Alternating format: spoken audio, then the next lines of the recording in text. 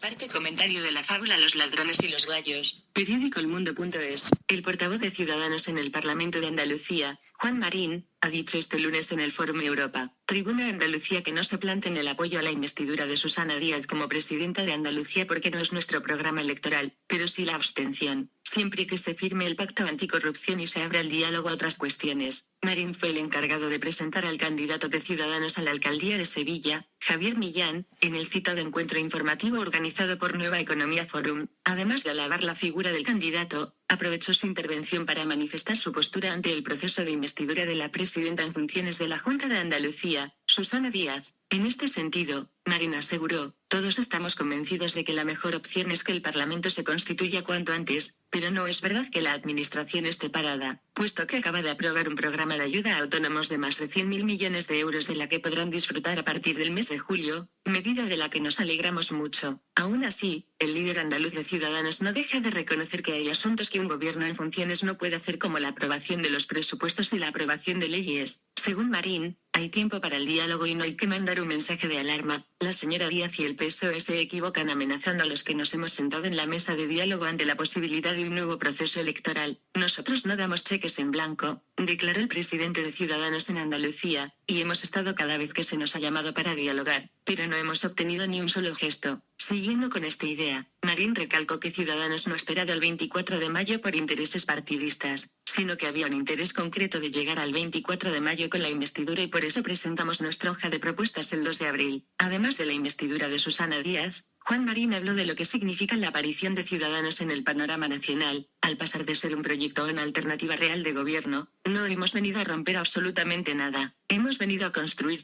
y destacó que tanto a nivel autonómico como nacional Andalucía no es una moneda de cambio y habrá un comité que decidirá los diferentes pactos y acuerdos en las distintas ciudades españolas. Al hilo de esto, Marín señaló que no hay que tener miedo a los cambios, sino que tenemos que hacer nuevas cosas si queremos tener nuevos resultados. Para el líder andaluz es necesario mandar un mensaje de tranquilidad ante este nuevo panorama político tan abierto, con 5 formaciones políticas en el caso del Parlamento andaluz. La democracia puede ser imperfecta, pero no incorrecta, dijo Marín. El proyecto de Ciudadanos para Andalucía tiene como principales premisas la limpieza de las instituciones, la reactivación de la economía y la recuperación de la confianza ciudadana en la clase política. Pero, señores de Ciudadanos, ¿cómo va a firmar la señora Díaz un pacto anticorrupción? Oigan estas noticias. Periódico El Mundo.es. La policía sospecha que la firma del Grupo México fue falsificada. La Junta adjudicó los derechos de explotación de la mina a sabiendas no solo de que la adjudicataria incumplía los requisitos, sino que, además, estaba al tanto de que en el proyecto de Minorgis Grupo México podía haber documentos falsificados. Susana Díaz, sobre la adjudicación de la mina de Aznalcóllar, que la justicia haga lo que debe hacer la presidenta en funciones, elude hablar sobre la investigación judicial de la adjudicación. Una empresa beneficiada por María Jesús Serrano, su hermano. Como alcaldesa de Baena, la consejera de Medio Ambiente en funciones rebajó la compensación al ayuntamiento de una orujera que acababa de despedir personal, pero fichó a su hermano en Cabra. La Junta pierde 115 millones en 3 ruinosas operaciones en yenes, gasta 115 millones en comisiones y sobrecostes al cancelar 3 operaciones en moneda japonesa. El acreedor exigió el dinero prestado después de que Moody's rebajara el rating del bono andaluz. La Junta pierde 83 millones por avales fallidos de la agencia IDEA. El PP pedirán que se expliquen en el Parlamento los avales IDEA. Periódico El Mundo.es. Caso Eres. Según un atestado de la UCO entregado a la jueza Laya, la Guardia Civil dice que Juan Lanzas daba comisiones de los ERE al PSOE y al sindicato UGT. Una empresaria informó a la Junta de que le pidió un 10% del ERE en nombre del partido. Un exdirectivo de Cervezas Alhambra declara que le pidió casi 600.000 euros. Caso Eres. Fraudes en los cursos de formación para desempleados y otros. Mirad cómo juega Susana Díaz con el pan de los que se dedican el campo. Periódico El Confidencial.es. El gobierno de Díaz reparte 44 millones del PER a 5 días de las elecciones. Esto es sedantes. Las personas comen y tienen que pagar sus cosas antes, durante y después de unas elecciones. ¡Qué inmoralidad! La presidenta de la Junta se ausenta de la reunión del Consejo de Gobierno inmersa en la recta final de la campaña electoral y anteponiendo la agenda de partido a la institucional 19-05-2015-44. 3 millones de euros con cargo al Programa de Fomento del Empleo Agrario, antiguo PER. Esta es la partida aprobada por el gobierno andaluz en funciones de Susana Díaz, a solo 5 días de la cita con las urnas. Una cantidad que generará 2 millones de jornales y 112.000 contratos en diferentes municipios de la comunidad, según vendió el Ejecutivo andaluz. En las próximas semanas se firmarán convenios con las diputaciones para ejecutar estos fondos. Como novedad, se incrementa la cantidad que abona la Junta durante la primera anualidad, un 36%. El resto se pagará en 3 partes durante el primer semestre de 2016. La cantidad total destinada a este subsidio en 2015 asciende a 206,79 millones de euros. El portavoz del gobierno andaluz, Miguel Ángel Vázquez, trató de desvincular la aprobación de esta partida de las próximas elecciones y lo enmarcó dentro del funcionamiento ordinario de la administración, asegurando que por estas fechas siempre se aprueban estas partidas. Se ha hecho en ocasiones anteriores, alegó, asegurando que esta lluvia de millones que repartirán ayuntamientos y diputaciones provinciales, en juego el 24M, entra dentro del calendario ordinario. El programa de empleo agrario, el antiguo PER, creado por el gobierno de Felipe González, son subvenciones extraordinarias para Andalucía y Extremadura que permiten completar a los jornaleros del campo sus cotizaciones para acceder a las prestaciones especiales por desempleo fijadas para el sector agrícola. Durante años este subsidio, que financia el gobierno, la Junta y las diputaciones, ha arrastrado el estigma de ser la piedra angular del llamado voto cautivo en Andalucía. La oposición siempre ha acusado al PSOE de utilizar estos fondos para captar el voto rural en la comunidad andaluza. No obstante, el PP hace ya años que se apea de ese discurso y defiende también la utilidad de estos subsidios especiales para el campo andaluz. Sus defensores esgrimen su papel fundamental para evitar el éxodo de la población rural y como elemento de cohesión social y territorial en Andalucía. Desde 1986 el antiguo PER ha sumado inversiones por importe de 4.424 millones de euros, de los que 973 han sido aportados por la Administración autonómica. Se dedican a financiar obras de interés general, social y de infraestructuras. Se construyen centros sociales, parques o jardines, se urbanizan polígonos industriales o se mejora el alumbrado público. Los jornaleros, eventuales agrarios, son contratados para ejecutar estas obras y completan así sus requisitos en peonadas para acceder a un subsidio especial por desempleo que ronda los 400 euros mensuales durante un máximo de 6 meses. El antiguo PER volvió a ser un arma en la última campaña electoral de las andaluzas, después de que Podemos abriera la caja de los truenos y propusiera en su programa cambiar este sistema de ayudas al campo andaluz. El PSOE salió en tromba para acusar al nuevo partido de querer quitar estas ayudas y Podemos matizó sus propuestas. Nadie se atreve a plantear una reforma en profundidad de este sistema de subsidios por el posible perjuicio electoral. El gobierno andaluz aseguró que pese a estar en funciones puede aprobar esta partida de 44 millones por tratarse de una cuestión de funcionamiento ordinario de la administración. La presidenta de la Junta, Susana Díaz, ha alertado en varias ocasiones durante los últimos días del deterioro que pueden sufrir los servicios básicos por el bloqueo a su investidura y el no de la oposición a que se forme un nuevo gobierno en Andalucía. Pese a su preocupación, la candidata socialista no presidió la reunión habitual de cada martes en San Telmo inmersa en una frenética actividad de partido en la recta final de la campaña electoral. Desde el mediodía tiene varias citas electorales en la provincia de Córdoba. El portavoz de la Junta confirmó que Díaz no asistió a pesar de que la orden es que durante la mañana los consejeros del gobierno andaluz mantengan su agenda institucional y solo por las tardes se dediquen a la agenda política y electoral. Como en todos los partidos, se defendió Vázquez. El Consejo de Gobierno se ha desarrollado con normalidad absoluta, agregó. La ley impide al Gobierno en funciones registrar aprobar proyectos de ley, pero sí pueden hacerlo los grupos parlamentarios. La última polémica con el bloqueo a la investidura de Díaz tiene como protagonista el Parlamento andaluz. La Cámara ha comenzado a constituir sus comisiones, como pidió la oposición, y con el aval de un informe de los servicios jurídicos parlamentarios. Podemos, el partido que más ha puesto el acento en que el Parlamento siga trabajando al margen del bloqueo al Gobierno, registró una primera iniciativa legislativa con la que pretende estrenar el curso político andaluz y que está destinada a permitir el control de las cuentas de la Administración autonómica en tiempo real. La ley impide al Gobierno en funciones registrar aprobar proyectos de ley, pero sí pueden hacerlo los grupos parlamentarios. En eso puso el acento el Ejecutivo de Susana Díaz, que consideró raro y paradójico que el Gobierno no pueda legislar y sí puede hacerlo la oposición. Podría hacerlo, eso sí, a través del Grupo Socialista. Los plenos parlamentarios están bloqueados hasta que no haya investidura. En vez de presidir el Consejo de Gobierno, desde Córdoba Susana Díaz, que acudió en su condición de secretaria general del PSOE andaluz para apoyar a la candidata socialista a la alcaldía, arremetía contra el presidente del Gobierno y del PP, Mariano Rajoy, asegurando que no impediría la formación de gobierno en su tierra, es decir, en Galicia, como tampoco se atrevería a impedirlo en Cataluña o el País Vasco, mientras que sí lo hace en Andalucía. En la primera parte del comentario dije que creía lo siguiente: ¿no será que el caso del fraude de los ERES y los cursos de formación para desempleados tiene que ver quizá con el caso de las minas de Aznalcóllar y quizá con el caso de Boliden aunque fuese en 1998 de alguna forma? Si tuviese que ver algunos casos con otros, quizás significaría que el caso de fraudes los ERES y de los cursos de formación para desempleados vienen anterior a 2004 que está ahora acreditado la Guardia Civil. Periódico El Mundo.es. Un ex imputado por el vertido de Boliden, en la mesa técnica que adjudicó Aznal Collar, el secretario de la mesa del concurso estuvo encausado por el vertido de Boliden en 1998. Berta González de Vega, Málaga, 20 de mayo de 2015. El secretario de la mesa de contratación del concurso minero de Aznal Collar ha resultado ser un viejo conocido de los ecologistas que alertaron de la catástrofe en 1998. Juan Manuel Revilla, jefe del Departamento de Ordenación Minera de la Consejería de Economía, Innovación, Ciencia y Empleo y funcionario que fue imputado en la rotura de la bolsa de Boliden, ya que era uno de los encargados de inspeccionarla. Cuando preguntaron a los responsables de Boliden en el juzgado quiénes eran los funcionarios que se encargaban de visitar la mina, apareció el nombre de Revilla. El caso se archivó por la vía penal en 2001, al considerar la audiencia de Sevilla que no había existido imprudencia grave en la vigilancia de una balsa que, cuando se rompió, puso en peligro Doñana. Ecologistas en Acción siempre ha señalado a Revilla como uno de los defensores de los propietarios de Cobre Las Cruces, otra de las grandes explotaciones mineras de Sevilla, contra la que han realizado varias denuncias. En la misma mesa de contratación estaba Sebastián Camacho, secretario general de la Delegación de Medio Ambiente en Sevilla, al que los ecologistas critican por el papel que jugó en la ampliación de la concesión de la cantera de la Sierra de Morón que explota la empresa Sidemosa. Ecologistas en Acción lleva años denunciando que la empresa ha hecho, enmascarada en un plan de restauración de la cantera, una ampliación de su actividad sin evaluación de impacto ambiental alguna. Además, en febrero de este año, el Defensor del Pueblo de Andalucía dictó una resolución en la que consideraba que tanto el Ayuntamiento como Medio Ambiente han ocultado información urbanística determinante para una correcta declaración de impacto ambiental, ordenando revisar la actuación. Camacho también autorizó un crematorio en Morón de la Frontera, cerca de un colegio y de cientos de viviendas. Posteriormente, los tribunales dictaminaron que incumplía la declaración de impacto ambiental. En la mesa técnica estuvo también Alberto Fernández Bueno, ingeniero de minas presente en el comité técnico y actual jefe de área de minas de la consejería. Llevaba un mes trabajando en Boliden en abril de 1998. Según figura en su currículum, trabajó en la multinacional sueca desde marzo de 1998 hasta 2002. En abril de 1999, la mina reabrió con el permiso de industria. En 2002, Fernández Bueno pasó a ser asesor técnico en la consejería. En enero de 2014, el consejero de Economía, José Sánchez Maldonado, anunció la convocatoria del concurso internacional y, en marzo, Fernández Bueno fue ascendido a jefe de área, entrando en la mesa técnica, donde podría haber aportado conocimientos técnicos por haber trabajado allí mismo, en la corta de Aznal Collar. Por último, Juan José García Bartolomé, representante de Mercaria en Málaga, sería el empleado público con experiencia en valoraciones económicas y financieras, uno de los hombres que dio por bueno, por ejemplo, que se acreditara el capital social con simples capturas en la web, según les critica la juez Patricia Fernández. Periódico Europasur.es.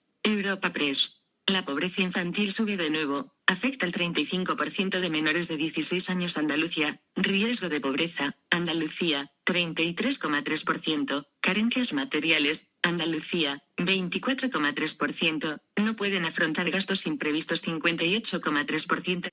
El PSOE comarcal intenta frenar el convenio de los colectores de Algeciras. Los socialistas optan por la abstención tras criticar que el convenio entre la Mancomunidad, Arquijisa y Acuamed dé prioridad a estas obras frente a las otras 5 negociadas en la comarca de Algeciras, actualizado 23 de mayo de 2015, 1 en punto. El Grupo Socialista de la Mancomunidad de Municipios del Campo de Gibraltar intentó ayer poner freno al convenio entre la entidad comarcal, Arquijisa y la sociedad estatal Acuamed para ejecutar las obras de reforma de los colectores de la ciudad de Algeciras. Los socialistas mostraron durante todo el debate sus discrepancias con las condiciones del acuerdo negociado para ejecutar estas obras, que se sometió ayer a la consideración del Pleno de la Mancomunidad, justo en la misma jornada en la que el Consejo de Ministros dio vía libre en Madrid al acuerdo que garantiza la ejecución de esta largamente demandada obra para la ciudad algecireña. El PSOE, que al final se abstuvo, basó su discurso en que el acuerdo diera prioridad a las obras en Algeciras, consideradas urgentes, respecto de las otras 5 actuaciones negociadas en la comarca y que, junto con los colectores de Algeciras, suman en total 100 millones de euros. El convenio presentado ayer fija las condiciones entre la entidad comarcal, la empresa pública de servicios Arquijisa y la empresa pública estatal Acuamed para el desarrollo y financiación de las primeras obras de mejora de las redes de saneamiento y de depuración en Algeciras, valoradas en 8 millones de euros. El punto centró el debate en la sesión, dado que el Grupo Socialista planteó dudas sobre la redacción del convenio y propuso varias enmiendas que resultaron rechazadas. La portavoz socialista, Isabel Veneroso, pidió que en el convenio no solo se reflejaran las obras de Algeciras, sino los 6 proyectos negociados con Aquamed, que en total suman 100 millones de euros. Entre estos se incluyen la depuradora compartida para San Roque y los barrios, así como otra en San Pablo de Buceite y más colectores en la ciudad de La Línea. Además, el PSOE también pidió que se resolvieran dudas en torno a la potestad de Arcogisa para suscribir el acuerdo. Según el PSOE, que adujo a un informe de reparos del secretario, la obra de los colectores de Algeciras podría ser considerada una inversión de saneamiento, por lo que la entidad competente en esta materia en la ciudad de Algeciras sería Emalgesa y Narcogisa, que se encarga de la depuración. El presidente comarcal, Diego González de la Torre, justificó que en realidad se trata de una obra de depuración, puesto que la red sobre la que se pretende actuar canaliza en estos momentos aguas residuales, así como que existe un documento por el que se compromete a continuar con las otras 5 iniciativas previstas, aún con la segregación que, en la práctica, supone el convenio de ayer para Algeciras respecto de las otras. Los socialistas subrayaron no oponerse a las obras, pero pidieron mayor claridad en sus términos para evitar posibles consecuencias jurídicas por las competencias de Emalgesa y Arcogisa y, además, para que se aclare la financiación. El alcalde de Algeciras, José Ignacio Landaluce, pidió el voto favorable al PSOE, al que tachó de irresponsable si se oponía. Landaluce recordó y afeó al PSOE las inundaciones registradas en Algeciras en marzo de 2011 por la deficiente red de colectores y llegó a responsabilizar a los socialistas de otras posibles contingencias en el futuro si frenaban el desarrollo del proyecto. El también diputado nacional enfatizó que tras numerosas gestiones en Madrid, las obras en Algeciras están más cerca y dijo que no se dejaban de lado el resto de actuaciones en la comarca, por lo que achacó las dudas del PSOE y sus argumentos a cuestiones electoralistas. Es más, apuntó que de los 100, solo 8 millones serían para Algeciras para hacer ver la amplitud de miras de la negociación previa con Aquamed, aunque sí reconoció que la de Algeciras se trata de la actuación más urgente. De ahí el convenio específico para esta obra. Sus palabras encontraron la réplica en el alcalde de San Roque, Juan Carlos Ruiz Boix, quien insistió en criticar que se diera prioridad a las obras de Algeciras respecto del resto. En este primer convenio de una única actuación de 8 millones de euros, única y exclusivamente en Algeciras, no aparece la subvención de los fondos FEDER, sino que el 100% de esos 8 millones serán pagados por los ciudadanos de Algeciras. Únicamente habrá un anticipo de la inversión por parte de la empresa Aquamed, del Ministerio de Medio Ambiente, aseguró Boix, mientras que el andaluce reiteró que existe una aportación del 70% por parte de la Unión Europea y se ha ofertado a entidades como la Junta de Andalucía participar en el 30% restante, sin éxito. Tras el debate, el asunto obtuvo 15 votos favorables, 14 del PP y 1 de USR, frente a las 10 abstenciones del Partido Socialista y ningún voto en contra. Sin embargo, el secretario de la Mancomunidad estimó, una vez levantada la sesión, que hacía falta mayoría absoluta, que en el caso de la Mancomunidad se obtiene con 17 vocales. Fuentes de la entidad comarcal apuntaron a Europa Sur que se pedirá un dictamen a la Abogacía del Estado para que analice y ratifique si hace falta la mayoría absoluta o si resultó suficiente con la simple cosechada ayer. Es 12 de mayo del 15 por todo. Esto oigan.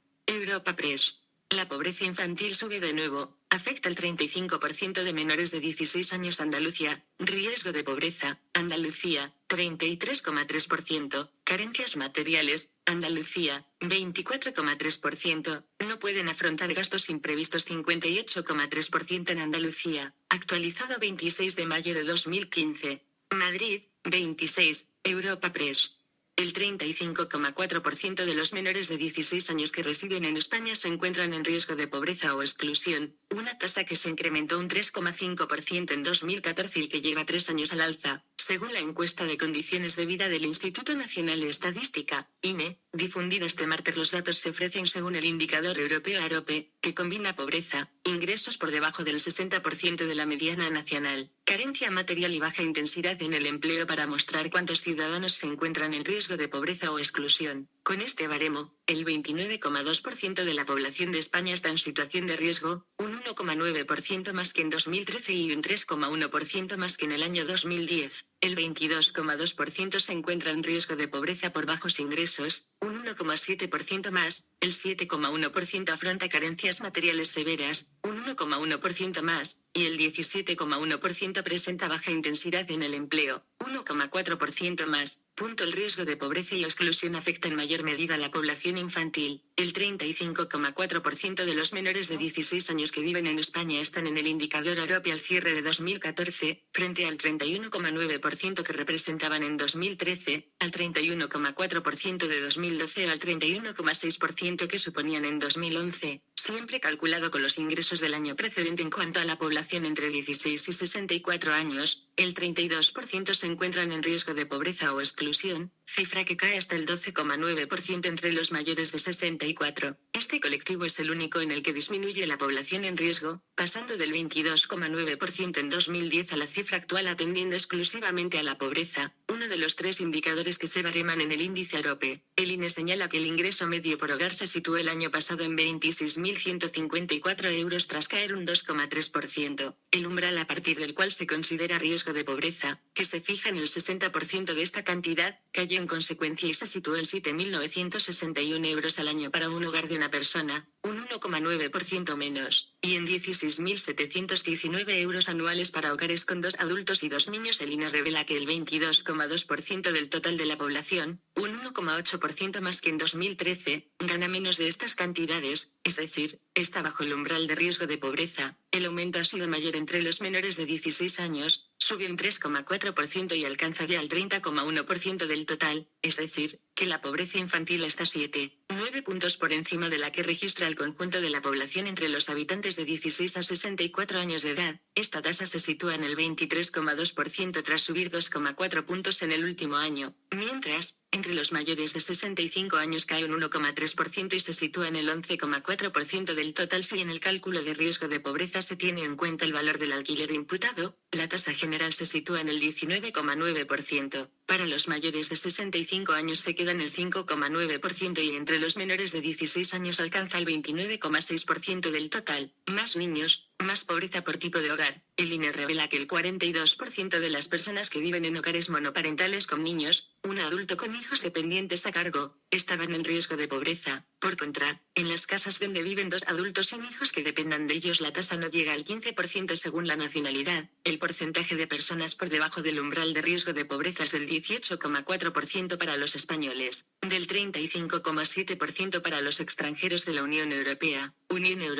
y del 55,4% para las personas de otros países. Apunta además que el 45,1% de los parados están en riesgo de pobreza, mientras entre los jubilados la tasa es del 9%, y destaca que los índices son mayores entre las personas que tienen menor preparación. El 29,1% de quienes se quedaron en la primera etapa de secundaria está en riesgo de pobreza frente al 10,2% que se registra entre quienes cursaron estudios superiores. El 45% no puede afrontar un imprevisto. En cuanto a las carencias, el INE indica que cuando realizó la encuesta, en primavera de 2014, el 16,1% de los hogares españoles llegaba a fin de mes con mucha dificultad, un 0,8% que en el mismo sondeo de un año antes. Asimismo, el 45% no se podía permitir salir de vacaciones fuera de casa al menos una semana al año, también un 0,8% menos que en 2013. No obstante, el 42,4% no tenía capacidad para afrontar gastos imprevistos, un 1,4% más que el año anterior, y el 10,2% de los hogares tenía retrasos en los pagos de los recibos, como de alquiler, luz o agua, un 0,9% más que en 2013.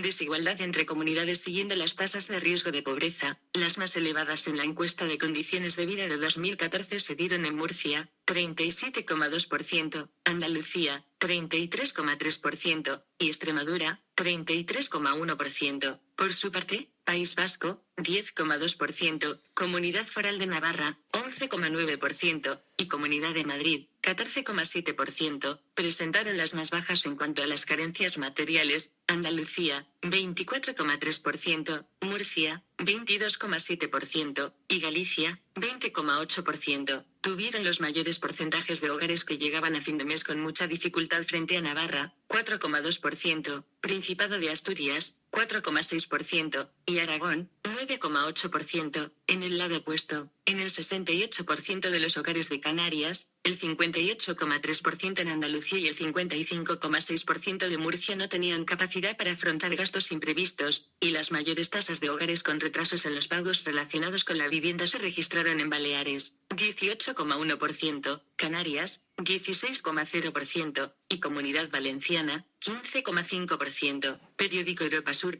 Es la línea de Concepción, Cádiz. UGT exige una explicación ante un decreto que sube el sueldo. La policía denuncia que ha solicitado tanto a la alcaldesa como al concejal de personal y al interventor el documento y se le ha denegado redacción. La línea actualizado 23 de mayo de 2015. El sindicato UGT ha enviado sendos escritos al interventor municipal y a la alcaldesa, Gemma Araujo, y al concejal de personal, Ángel Villar, para que les dé explicaciones urgentes sobre una firma de decretos de la que aseguran haber tenido conocimiento que establecen subidas de sueldos para la policía local mediante un complemento específico variable. CESIF ya denunció posibles subidas de categoría afines al equipo de gobierno. La sección sindical de UGT indicó que ha tenido conocimiento de que la alcaldía ha firmado un decreto que establece un complemento específico variable para la policía local que se estaba negociando en la relación de puestos de trabajo, RPT, y que supone incrementos retributivos para este colectivo. En un comunicado, aseguró que ha solicitado a la alcaldesa y al secretario general copia del documento y que se le ha denegado. Tenemos conocimiento que para la firma de este decreto se han mantenido reuniones con otros sindicatos, y no se ha contado con UGT, declaró la organización en un comunicado, en el que dijo que defiende el interés general de todos los trabajadores y que está en contra de discriminaciones entre la plantilla municipal. No se puede beneficiar a un colectivo, cuando el resto de los trabajadores están a la espera de regularizar su situación económica laboral y teniendo pendiente el abono, en el caso del personal laboral, de 2 medias pagas del año 2013 y la plantilla en su conjunto el 65,83% de la paga extra de diciembre de 2014 pulgadas, recordó. UGT ha estado en las negociaciones de la RPT para conseguir la regularización de los 408 euros, RPT que al final no se ha aprobado. Queda claro que a la señora alcaldesa solo le ha interesado beneficiar a un colectivo, mostrando un interés nulo para el resto de la plantilla municipal, lamentó. Por otro lado, la sección sindical del CESIF en el ayuntamiento ya anunció que interpondrá las correspondientes acciones judiciales ante la posibilidad de que el equipo de gobierno pretendiera elevar la categoría a determinados trabajadores afines a ellos sin respetar los principios de publicidad, mérito y capacidad que deben imperar en las pretendidas subidas, y no el único mérito de su adscripción posible. 0515 ¿Qué pasa? ¿Cómo nos os habéis llevado comisión? Por eso protestáis. El caso de los ERES y cursos de formación para desempleados, ¿no tenéis bastante con eso?